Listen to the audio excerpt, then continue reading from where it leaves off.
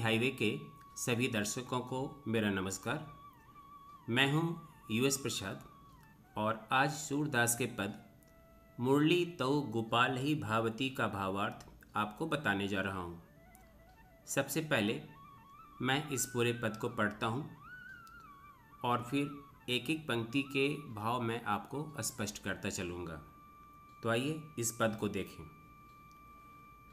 मुरली तौ गोपाल ही भावती, सुनिरी सखी यद्यपि नंदलाल ही, नाना भांति नचावती, राखती एक पाई ठाढ़ौ कटी, अति अधिकार जनावती, कोमल तन आज्ञा करवावती, कटी टेढ़ी वह आवती, अति आधीन सुजान कनौरे, गिरिधर नार नवावती, आपुन पौढ़ी अधर सज्जा पर, कर पल्लव पलुटावती, भ्रिकुटी कुटिल नैन नासापुट, हम पर कोप करावती, सूर प्रसन्न जानी एकौछिन, धरते शीश डुलावती। ये तो पूरे पद को मैंने पढ़ा और अब मैं एक एक पंक्ति के भाव स्पष्ट करता चलता हूँ। गोपी अपनी सखी से कृष्ण की मुरली की शिकायत करते हुए कहती है कि न जाने यह मुरली कृष्ण को इतनी अधिक क्यों प्रिय है। गोपियाँ कृष्ण से प्रेम करती हैं और वे ये नहीं चाहती हैं कि कोई उनके और कृष्ण के प्रेम के बीच में आए, इसलिए मुरली से उनका जलन होना, उससे ईर्ष्या होना सहज स्वाभाविक है। सुनो सखी, हालांकि यह मुरली तरह तरह से नंदलाल को अनेक प्रकार से नचाती है, फिर भी न जाने यह कृष्ण को क्यों अच्छी लगती है। यहाँ स्थिति उल्टी है। कृष्ण गोपियों को अपने इशारे पर नचाते हैं, लेकिन यह मुरली तो उन्हें ही अपने इशारे पर नचाती है। यही कारण है कि गोपियों को मुरली से जलन होती है।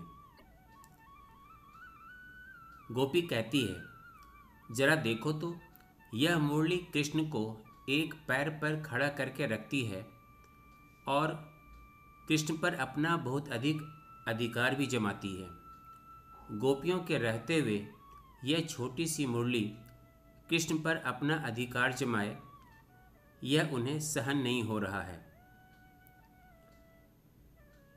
इस मुरली की करतूत तो देखो। कृष्ण का शरीर कोमल है, फिर भी वह उनसे अपने तरह तरह के आदेश का पालन करवाती है, जिससे उनकी कमर टेढ़ी हो आती है। आपने कृष्ण की तस्वीर तो देखी होगी कि मुरली बजाते कृष्ण की कमर थोड़ी टेढ़ी रहती है।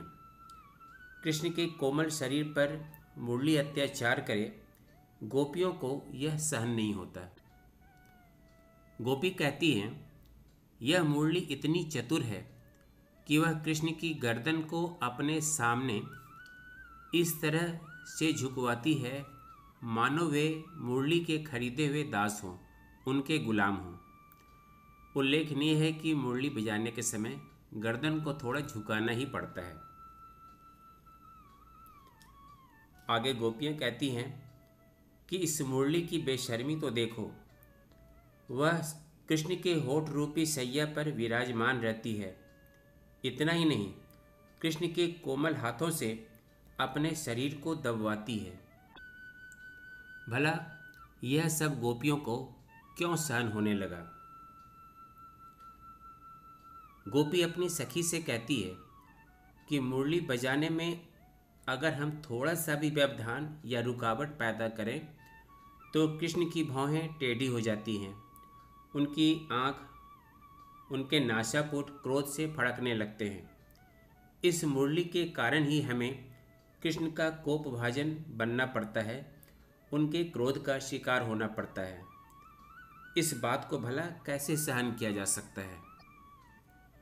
पद की अंतिम पंक्ति में सूरदास कहते हैं कि यह मुरली जब भी एक क्षण के लिए कृष्ण को प्रसन्न जानकर उनके धड़ से सिर को हिलवाती है, यानी नहीं नहीं का संकेत करवाती है।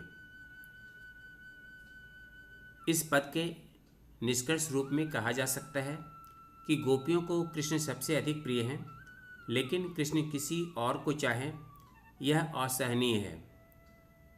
गोपियाँ देखती हैं कि कृष्ण पर उनसे अधिक अधिकार तो मुरली ने जमा रखा है, इसलिए उनका मुरली से जलन होना, ईर्ष्या होना सहज स्वाभाविक है। अब इस पद की कलागत विशेषताओं को देखें। इस पद में मुरली के प्रति गोपियों का ईर्ष्या भाव प्रकट हुआ है। प्रस्तुत पद के अति अधिकार, अति आधीन, नार नवावती, नैन नासापुट तथा कोप करावती में अनुप्रास अलंकार है। कर पल्लव में उपमा अलंकार है। रस शांत है तथा भाषा ब्रजभाषा है। अभी आप सूरदास के पद का भावार्थ समझ रहे थे। उम्मीद है यह आपको अच्छी तरह से समझ में आ गया होगा। इसके बाद भी अगर इससे जुड़े कोई सवाल हों तो आप उसे मेरे कमेंट बॉक्स में भेजें। मेरी पूरी कोशिश होगी कि आपके सवाल के उत्तर दूं। बस आज के वीडियो को यहीं समाप्त करता हूं। आपके सहयोग के लिए बहुत बहुत धन्यवाद।